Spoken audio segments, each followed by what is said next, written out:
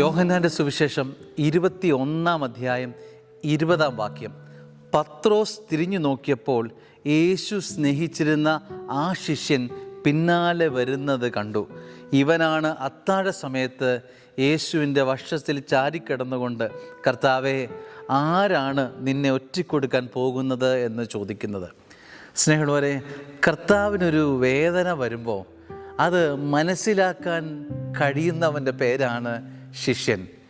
ക്രിസ്തു മനസ്സ് നോവുമ്പോൾ ആ പൾസ് തിരിച്ചറിയാൻ കഴിയാത്തവരാരും ശിഷ്യഗണത്തിൽ പെടുമെന്ന് എനിക്ക് തോന്നുന്നില്ല. അവൻ്റെ വശത്തിൽ ചാരിക്കിടന്ന് കർത്താവേ, ആരാ നിന്നെ ഒറ്റിക്കൊടുക്കാൻ പോകുന്നത്? ഈ ക്രിസ്തു മനസ്സിൻ്റെ നൊമ്പരം ഒപ്പിയെടുക്കാൻ കഴിയുന്ന ശിഷ്യന്മാരുടെ വലിയ കുറവാണ് ഈ കാലഘട്ടത്തിൻ്റെ ശാപം.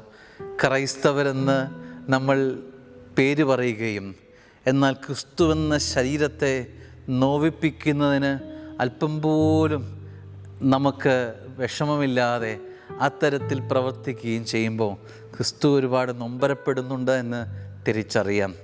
ക്രിസ്തുവിൻ്റെ മുഖമെന്നും പുഞ്ചിരിയോടെ നിൽക്കാൻ നിൻ്റെ ഭാഗത്ത് നിന്ന് ഒരു ഉയർത്തെഴുന്നേൽപ്പ് വേണമെന്ന് എനിക്ക് തോന്നുന്നു.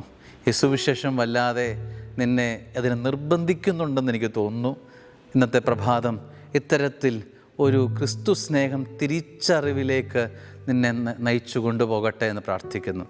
കൃപയാവട്ടെ ഇന്നത്തെ ദിവസം. ആമേൻ.